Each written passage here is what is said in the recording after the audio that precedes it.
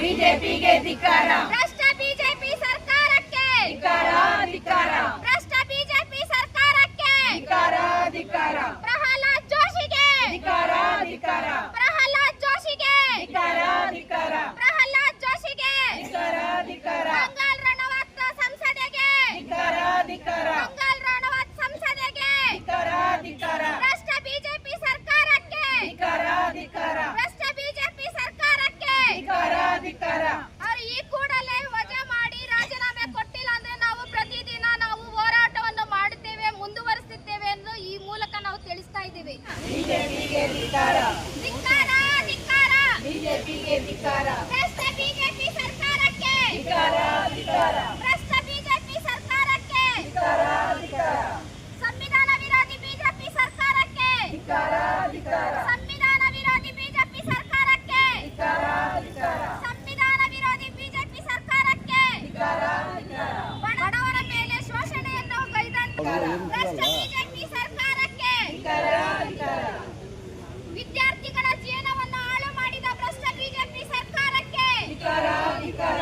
ವಿದ್ಯಾರ್ಥಿಗಳನ್ನು ಜೀವನ ಹಾಳು ಮಾಡಿದ ಭ್ರಷ್ಟ ಬಿಜೆಪಿ ಸರ್ಕಾರಕ್ಕೆ ಧಿಕ್ಕಾರ ಧಿಕ್ಕಾರ. ಹೆಣ್ಣು ಮಕ್ಕಳ ವಿರೋಧಿ ಬಿಜೆಪಿ ಸರ್ಕಾರಕ್ಕೆ ಧಿಕ್ಕಾರ ಧಿಕ್ಕಾರ. ಹೆಣ್ಣು ಮಕ್ಕಳ ವಿರೋಧಿ ಬಿಜೆಪಿ ಸರ್ಕಾರಕ್ಕೆ ಧಿಕ್ಕಾರ ಧಿಕ್ಕಾರ. ಧಿಕ್ಕಾರ ಧಿಕ್ಕಾರ. ಧಿಕ್ಕಾರ ಧಿಕ್ಕಾರ.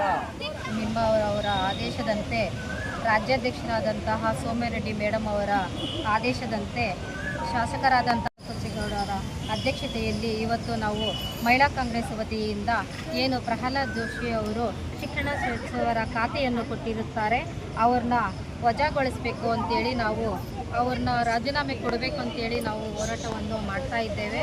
ಯಾಕೆ ಅಂತಂದರೆ ಅವರು ಹೆಣ್ಣು ಮಕ್ಕಳಿಗೆ ಅಗೌರವವನ್ನು ಸೂಚಿಸುತ್ತಾರೆ. ಏನು ಪ್ರಹ್ಲಾದ್ ಜೋಶಿ ಅವರು ಗೌರವ ಇಲ್ಲ, ಬಿಜೆಪಿ ಕೇಂದ್ರ ಅವರಿಗೆ ನಮ್ಮ ಮಹಿಳೆಯರ ಪರವಾಗಿ ಗೌರವ ಇಲ್ಲ, ಅವರ ಬಗ್ಗೆ ಕಾಳಜಿ ಇಲ್ಲ. ಇವತ್ತು ಶಿಕ್ಷಣ ಖಾತೆಯನ್ನು ಕೊಟ್ಟಿರುತ್ತಾರೆ ಪ್ರಹ್ಲಾದ್ ಜೋಶಿ ಅವರು ಆ ಸ್ಥಾನಕ್ಕೆ ಸೂಕ್ತವಾದ ವ್ಯಕ್ತಿ ಅಲ್ಲ ಅಂಥೇಳಿ ಈ ಸಂದರ್ಭದಲ್ಲಿ ನಾವು ತಿಳಿಸ್ತಾ ಇದ್ದೀವಿ. ಯಾಕಪ್ಪ ಅಂತಂದರೆ ಅವರು ಅತ್ಯಾಚಾರಿಯವರಿಗೆ ಪ್ರೋತ್ಸಾಹ ಕೊಡುವಂಥ ಒಬ್ಬ ಸಚಿವರಾಗಿರ್ತಾರೆ. ಹಾಗೂ ಕಂಗಲ್ ರಣವತ್ ಅವರು ಸಂಸದೆಯಾಗಿರುತ್ತಾರೆ. ಅವರು ಸಹ ಹೆಣ್ಣು ಮಕ್ಕಳ ಬಗ್ಗೆ ಕಾಳಜಿ ಇರೋಂಥ ಒಂದು ಸಂಸದೆಯವರು. ಅವರು ಈ ಸ್ಥಾನಕ್ಕೆ ಸೂಕ್ತವಾಗಿಲ್ಲ, ಅವ್ರನ್ನೂ ವಜಾಗೊಳಿಸಬೇಕಂತೇಳಿ ಈ ಮುಖಾಂತರದಲ್ಲಿ ನಾವು ಹೊಸಕೋಟೆ ತಾಲೂಕಲ್ಲಿ ಜಿಲ್ಲಾವಾರು ನಾವು ಹೋರಾಟವನ್ನು ಹಮ್ಮಿಕೊಂಡಿದ್ದೇವೆ. ಈ ಕೂಡಲೇ ಏನು ಪ್ರಹ್ಲಾದ್ ಜೋಶಿ ಅವ್ರನ್ನ ಮತ್ತು ಸಂಸದೆಯವ್ರನ್ನ ವಜಾಗೊಳಿಸಬೇಕು, ರಾಜೀನಾಮೆ ಕೊಡಬೇಕು ಅಂತೇಳಿ ನಾವು ಹೋರಾಟ ಮಾಡ್ತಾ ಇದ್ದೀವಿ. ಇವತ್ತು ನಾವು ಎಲ್ಲಿವರೆಗೂ ಅವ್ರನ್ನ ವಜಾ ಮಾಡಲ್ವೋ, ರಾಜೀನಾಮೆ ಕೊಡಲ್ವೋ ಅಲ್ಲಿವರೆಗೂ ನಾವು ಹೋರಾಟನ ಮುಂದುವರಿಸುತ್ತೇವೆ. ನಾವು ಯಾವುದೇ ಕಾರಣಕ್ಕೂ ಹೋರಾಟ ನಾವು ಬಿಡಲ್ಲ.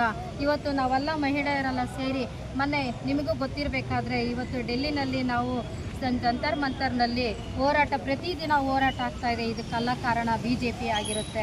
ಇವತ್ತು ನಾವು ಜಂತರ್ ಮಂತರ್ನಲ್ಲಿ ಮೊನ್ನೆ ಇಡೀ ದೇಶದಲ್ಲಿ ನೀಟ್ ಒಂದು ಪ್ರಕರಣ ಆಯಿತು, ಅದು ಸೋರಿಕೆ ಆಗಿರೋದ್ರಿಂದ ಇಡೀ ದೇಶದಲ್ಲಿ ಅನ್ಯಾಯ ಆಗಿದೆ. ಮಕ್ಕಳಿಗೆ ಅವರಿಗೆ ಅತ್ಯಾಚಾರ 25 ಜನ ಮಕ್ಕಳು ಅತ್ಯಾಚಾರ ಆಗಿ ಅವರು ಮರಣವನ್ನು ಹೊಂದಿರುತ್ತಾರೆ. ಇದಕ್ಕೆಲ್ಲ ಕಾರಣ ಭ್ರಷ್ಟ ಬಿಜೆಪಿ ಸರ್ಕಾರ, ಮೋದಿ ಸರ್ಕಾರ ಅಂತ ನಾವು ಈ ಸಂದರ್ಭದಲ್ಲಿ ನಾನು ಹೇಳ್ತಾ ಇದ್ದೀನಿ.